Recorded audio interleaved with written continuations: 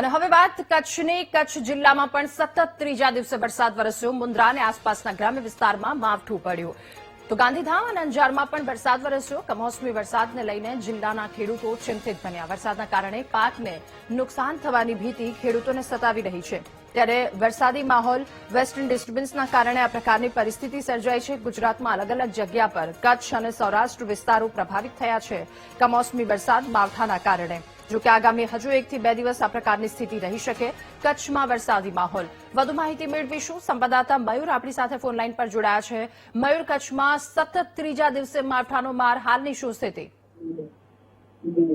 જી દાદા, ચોક્કસથી કચ્છ જિલ્લામાં આજે ત્રીજા દિવસે વરસાદ નોંધાયો છે। કમોસમી વરસાદનો યથાવત રહેતા ખેડૂત વર્ગમાં ચિંતા ફેલાઈ છે। મુન્દ્રા, અંજાર, ગાંધીધામ અને ભચાઉ તેમજ આસપાસના ગ્રામ્ય વિસ્તારોમાં વરસાદી માહોલ વચ્ચે હળવાથી ભારે વરસાદના ઝાપટા પડ્યા છે। માવઠાના કારણે ખેડૂતોને ભારે મુશ્કેલીમાં મુકાયા છે। આકાશમાં વાદળછાયા માહોલ અને ઠંડક પ્રસરી ગઈ છે। જી રાધા, આભાર આપનો વિગતો સાથે જોડાવા બદલ।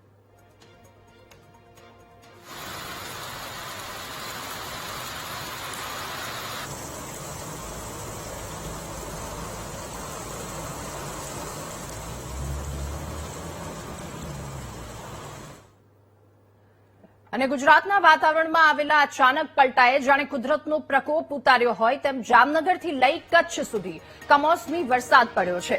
જામનગરના લાલપુર વિસ્તારમાં કરા સાથે કમોસમી વરસાદ પડ્યો તો મોટી વેરાવળ સહિતના ગ્રામ્ય વિસ્તારમાં પણ માવઠાએ મુસીબતમાં વધારો કર્યો છે।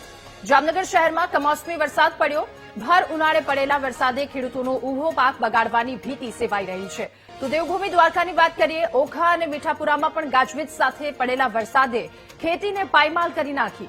કલ્યાણપુર અને ભાટિયા પંથકમાં ફૂંકાયેલા તોફાની પવનો અને પોરબંદરના બરડા પંથક સહિત પાલકડા ગામમાં પણ પડેલા વરસાદે ખેડૂતોની ઊંઘ હરામ કરી નાખી। ગાજવીજ સાથે વરસાદ પડતા ખેડૂતોની ચિંતામાં વધારો થયો। પાલકડા ગામમાં ભર ઉનાળે અષાઢ મહિનાનો માહોલ જોવા મળ્યો તો આ કમોસમી વરસાદથી ખેડૂતોનો પાક નિષ્ફળ જવાની ભીતિ તેમને સતાવી રહી છે। કચ્છ જિલ્લામાં પણ આ સ્થિતિ, વાતાવરણમાં પલટો આવ્યો। સરહદી વિસ્તાર ખાપરામાં પણ વરસાદ વરસ્યો। કચ્છના સરહદી વિસ્તારમાં ભલે ગરમીથી આંશિક રાહત મળી, પરંતુ હવામાન વિભાગની 6 જિલ્લામાં વરસાદના એલર્ટની આગાહી જગતના તાત માટે આર્થિક પાયમાલીનો એક સંકેત આપી રહી છે। ભર ઉનાળે સર્જાયેલું આ સંકટે તૈયાર પાકને નિષ્ફળ બનાવી ખેડૂતોની મહેનત પર પાણી ફેરવી રહ્યું છે।